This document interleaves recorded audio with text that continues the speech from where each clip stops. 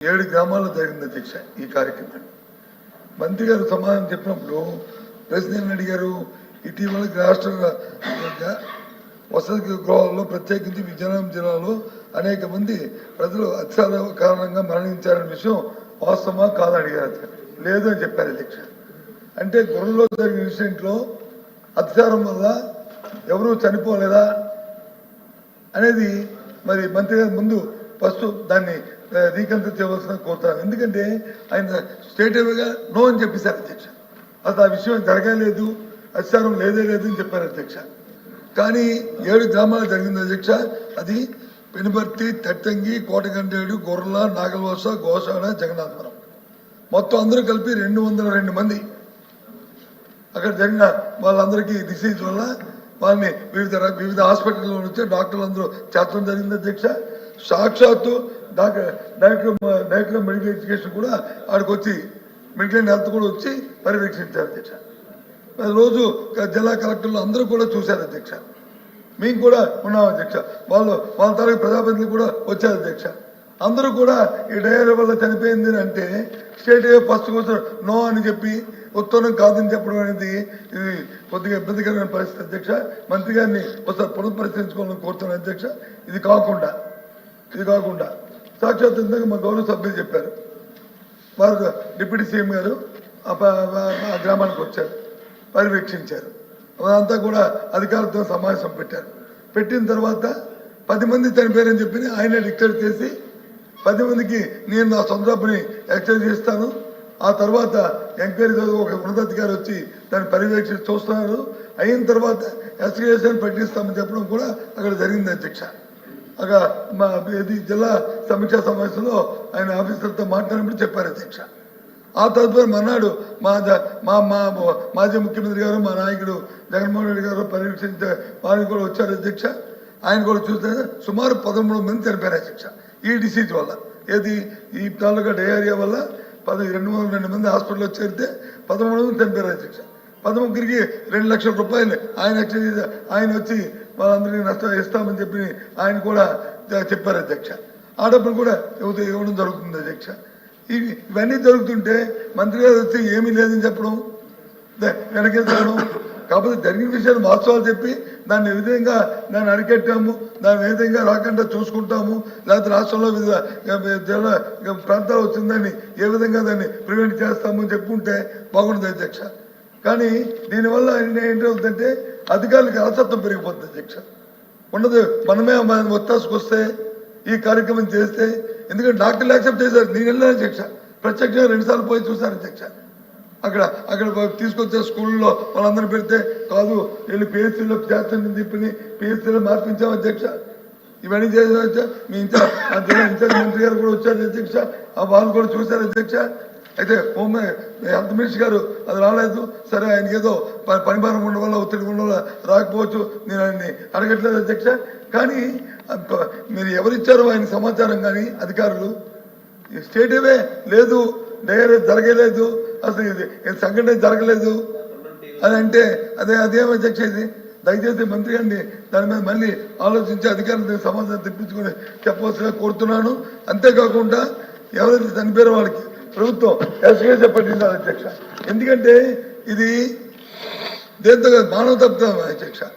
ఏదైతే వాటర్తో ఇందాక చెప్పారో, ఇందాక వాటర్ ఇవన్నీ చేస్తున్నాము, రెక్టిఫై చేస్తామని చెప్పారో, దాంతో పర్యవేక్షణ లేకపోవడం వల్ల జరిగిన అనర్థం అధ్యక్ష.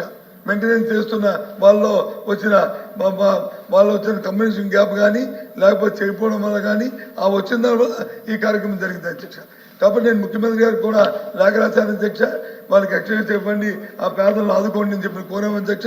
నేను మీ ద్వారా కూడా ఈ కార్యక్రమం దీన్ని పంపిస్తాను అధ్యక్ష. ఈ నటుంది ఇగో చైర్మన్ గారికి, ఇది మీరు కూడా దీన్ని పంపించడానికి ఎక్స్క్యూషన్ కోరుతున్నాను అధ్యక్ష.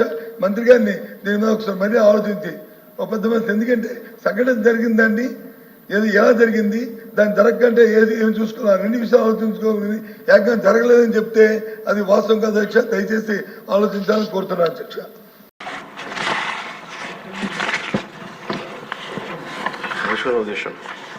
అవకాశం ఇచ్చినందుకు ముందుగా గౌరవ ముఖ్యమంత్రి గారికి ఈ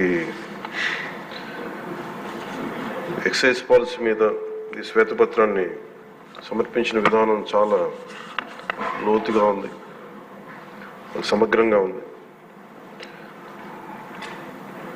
ముఖ్యంగా ఈ ఎక్సైజ్ పాలసీకి సంబంధించి గత 5 సంవత్సరాల్లో ఎలాంటి సమస్యలు ఉన్నాయి, ప్రజలు ఎలాంటి బాధలు పడ్డారు, ముఖ్యంగా ఈ ఇలా కల్తీ సారా తాగి, ఇలాంటి ఇలిసిట్ లిక్కర్ తాగి, వారి ప్రైవేట్ బ్రాండ్స్ తాగి ప్రజలు ఏ స్థాయికి వెళ్ళిపోయారు అనేది ప్రత్యక్షంగా నేను కూడా చాలా నా దగ్గరికి వచ్చి చాలా సమస్యలు చెప్పుకున్నారు ప్రజలు. ముఖ్యంగా గుంటూరు నుంచి ఒక బాధితురాలు వచ్చి భర్తను తీసుకొచ్చింది. భర్తను తీసుకొచ్చి నా భర్త నన్ను కొట్టేస్తున్నాడు, మీరు మాట్లాడండి, వీళ్ళు మందు తాగిని చెప్పి ఆవిడ పాపం బాధపడుతుంటే ఉళ్ళ దెబ్బలు చూపించింది. భర్తను అడిగితే భర్త ఏమన్నాడంటే, నేను ఎప్పుడు ఇలా చేసేవాడిని కాదు, మందు తాగగానే నాకు అట్లా అయిపోతుంది, ఇది నర్వస్ డిజార్డర్ వచ్చేస్తుంది, న్యూరలాజికల్ డిజార్డర్ వచ్చేస్తుంది అనేది తర్వాత దీంట్లో తెలియదు అధ్యక్ష. భూని ఒకసారి అంటే ఇది ఇంకా విష్ణుకుమార్ రాజు గారు చెప్పినట్టుగా ఇది ఇంకా 3,000 కోట్లుగా చాలా లోతైన దోపిడీ జరిగింది. దీంట్లో లాస్ ఆఫ్ కన్సిడరబుల్ రెవెన్యూ దాదాపు 18,860 కోట్ల 51 లక్షలు అనేది ప్రాథమికంగా తేలింది. దీంట్లో అంటే ప్రజలకు కావాల్సిన డబ్బు, ప్రజలకి రావాల్సిన డబ్బు ఇవన్నీ కూడా ఎక్కడికి వెళ్ళిపోయినాయి. నిన్న ప్రధానమంత్రి గారు మనకి కేంద్రం బడ్జెట్లో మనకి 15,000 కోట్లు ఇవ్వగానే ఇందాక గౌరవ ముఖ్యమంత్రి గారు చెప్పినట్టుగా మనం అందరం చాలా ఆనందపడ్డాం. అంటే దీంట్లోనే నిజంగా ఈ 15,000 చిల్లర కోట్లు మనకు వచ్చిందంటే అసలు క్యాపిటల్కి ఇబ్బంది కూడా ఉండేది కాదు. పోలవరం చాలా వరకు అయిపోయాయి. ఇవన్నీ పక్కన పెడితే అధ్యక్ష, నిన్న రివ్యూ చేస్తా ఉంటే ఒక 20,000 తీసుకున్నాడు ఒక అధికారి, మన ఏసీబీ వాళ్ళు తీసుకున్నారు, ఇంటర్ డిపార్ట్మెంటల్ ఎంక్వైరీ చేస్తాం అని చెప్పేసి ఒక రివ్యూ ఏదో కేసు గురించి చదువుతా ఉంటే తనకి కాంపెన్సేషన్ రావాలి, తనకి కోర్టుకి వెళ్ళారు. అది మాట్లాడుతున్నా ఒకటే అనిపించింది, ఒక చిన్నపాటి ఉద్యోగి తప్పు చేస్తే 20,000 రూపాయలు లంచం తీసుకున్నాడని చెప్పి లంచం తీసుకున్నందుకు ఏసీబీ ఎంక్వైరీ ఉంది, లేదంటే డిపార్ట్మెంటల్ ఎంక్వైరీ ఉంది. అలాంటిది రాష్ట్ర వ్యవహారాలు నడిపే ముఖ్యమంత్రి కానీ వారికి సంబంధిత సభ్యులు కానీ స్టేట్ ఎక్స్చెకర్కి 18,860 కోట్ల రూపాయలు పైచిలకు ప్రప్రథమంగా ఇక్కడే మనకి తేలుతూ ఉంటే వీళ్ళు శిక్ష పడకుండా ఎలా తప్పించుకుంటారు? శిక్ష పడాలి.